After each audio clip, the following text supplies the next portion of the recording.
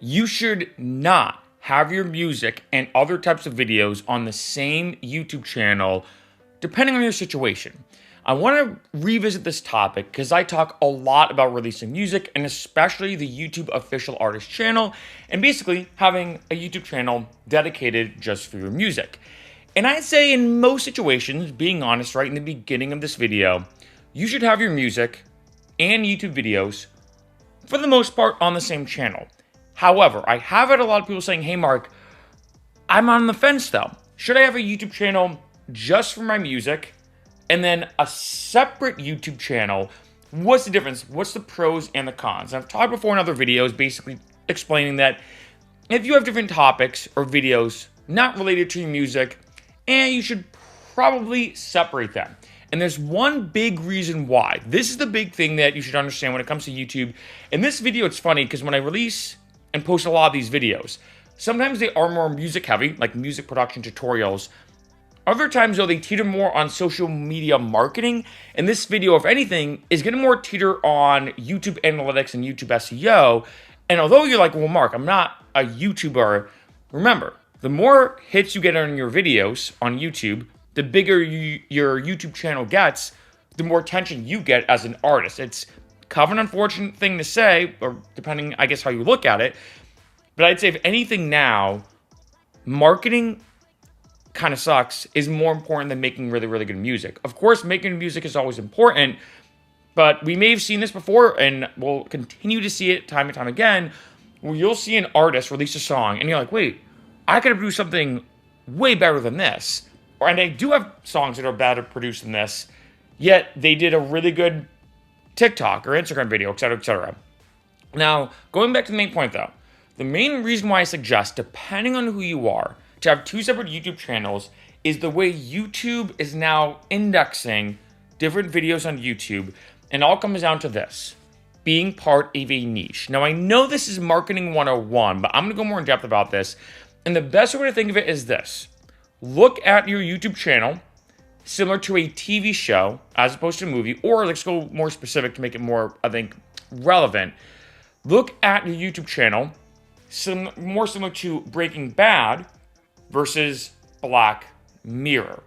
Now, if you haven't seen either, you should just watch Breaking Bad. In my opinion, the best TV show of all time. Same thing with Black Mirror, although the newer seasons wasn't the biggest fan of. I liked season 1, 2, and 3. But anyway, in case you don't know, though you should, with Breaking Bad, each episode follows in a sequential order. Like most TV shows, there's a plot, and each episode continues that plot. When you're watching Breaking Bad, you know, or you have an expectation of what you should be seeing next. In a sense, of course, the show has twists and turns and everything, like any show, but you have an expectation of the type of thing you're about to see.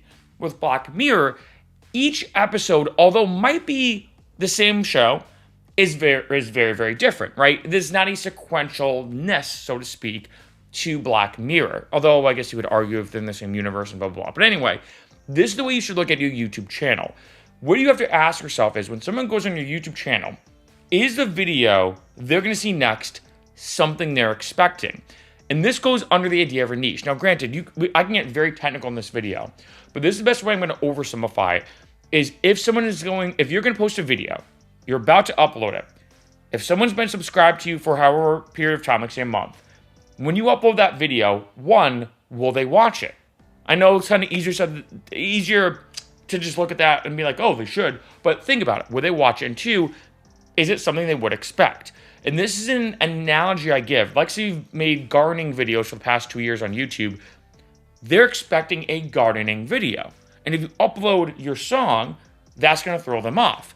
And YouTube, if like your post gardening video says, okay, well, there's I don't know how many, there's a mass amount of people watching YouTube videos every day. There's something like, I don't know what the statistic is, something like millions upon millions of hours of YouTube are watched every day. I think maybe billions, I'm not sure, right? So what YouTube does is, okay, we want to figure out what this video is about and their channel is about so we can promote that channel to other people who are probably interested in the same thing.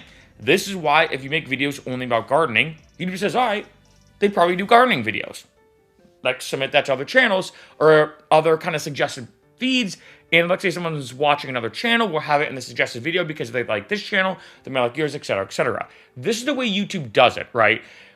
However, if let's say you then start posting random music videos or random stuff, YouTube says, oh, well, we don't know exactly who to show this to.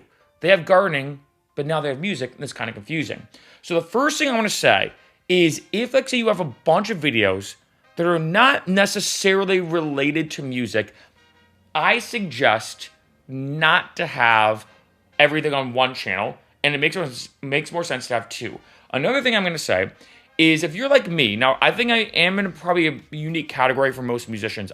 For me, am both equally a musician and a YouTuber. I'm not like, oh, I'm a musician who happens to have a YouTube channel. No. I'm equally both. If anything, actually, little fun fact, I actually started making money and actually started paying my bills and living off my YouTube income before my music. So if anything, I became like a YouTuber first in terms of like income-wise, then musician second. Although I was doing DJ shows before my music blew up, but before my YouTube channel blew up. But anyway, so I equally do both.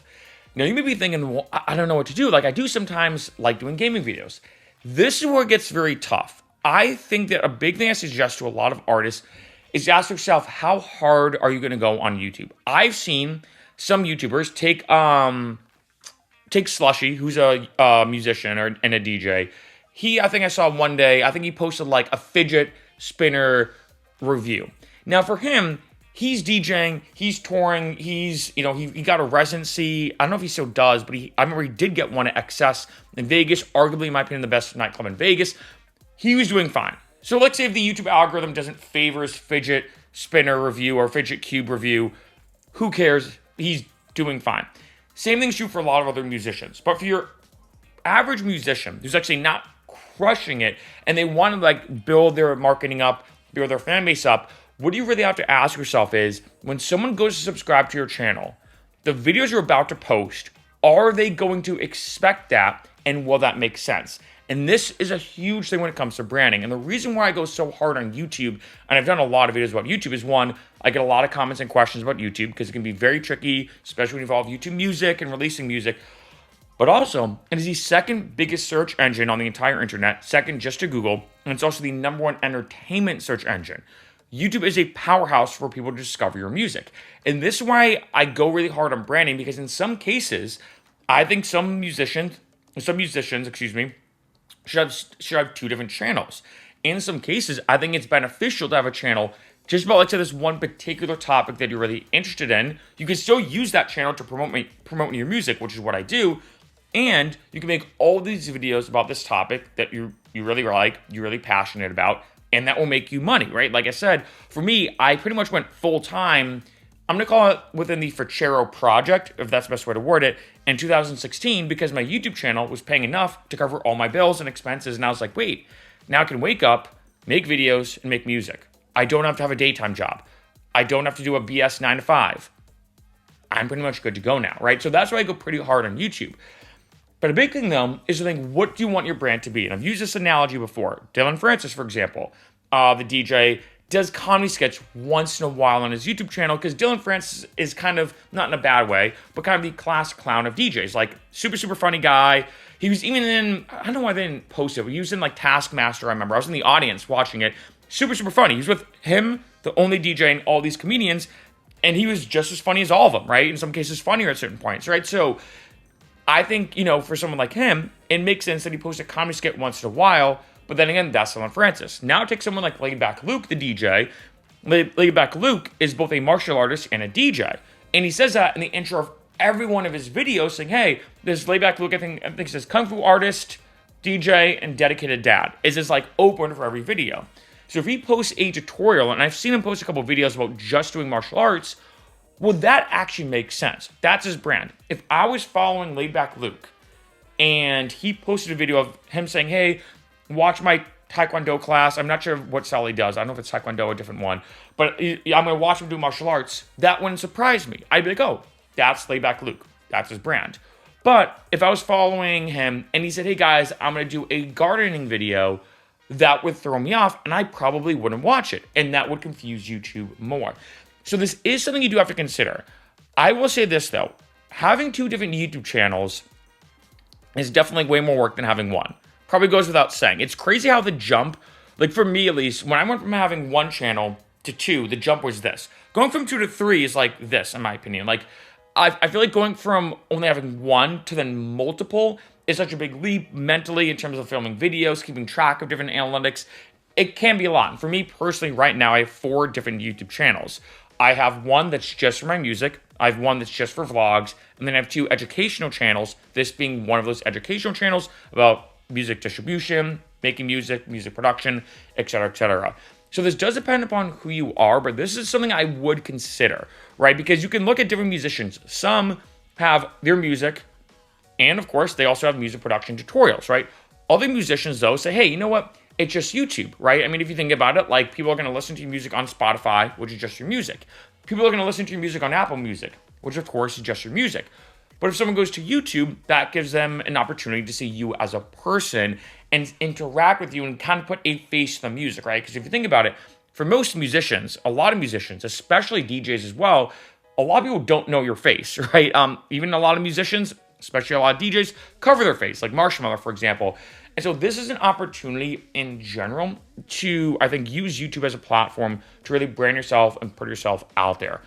But this is a big thing I would consider, right? Because if, let's say, you do want to be a quote-unquote YouTuber and a musician, and let's say the type of videos you want to make are a bit different, I might suggest having 2 separate channels like I've personally done, and it's worked out very well for me to have those 2 things separate. That way, when I upload a video for my music, and it's just my music, all the followers on that music channel know exactly what they're about to expect. It's a new release by Ferchero. As opposed to before, I'd have these fitness videos and then a random song, and people would be like, oh, this is a cool song, but like, you should put these on a separate channel. I got numerous comments time and time again. Now, granted, you could argue on both sides. Like, say if you are a personal trainer and a rock musician, and that's your brand, is the jammin' rock musician who teaches you how to lift more weight or whatever, then maybe that makes sense. But I think for most musicians, you're a YouTuber first, right? And so I do suggest just having this distinction. Now, I know this video could go in a bunch of numerous different ways, talking about YouTube SEO and niching down and everything, but this is something I do want to bring up because I have it some people not be kind of on the fence, being like, shoot, should I merge when it comes to OAC? Because there's really no turning back. You kind of get locked into it in a sense. There is no turning back where if, let's say, you do merge that one channel that you have with that topic channel and become an OAC, and then you're like, oh, shoot, I regret it. Rolling that clock back is an absolute nightmare. And I did do it before. It's an absolute nightmare. And so this changes a lot. But in general, you really have to ask yourself, I think when it comes to deciding should you have 1 or 2 different YouTube channels with your music, ask yourself this. When it comes to my branding, when it comes to the way I want to be known for, when it comes to making money on YouTube, right? Especially you're going to make more money having a niche. Ask yourself this. When I post the videos I plan on posting, maybe write down 10 or 15 or 20 different video ideas, including your music. Will the next video be expected? Will someone want to watch it because they know what to expect? And especially, does it follow with the brand that you want to be known for as an artist?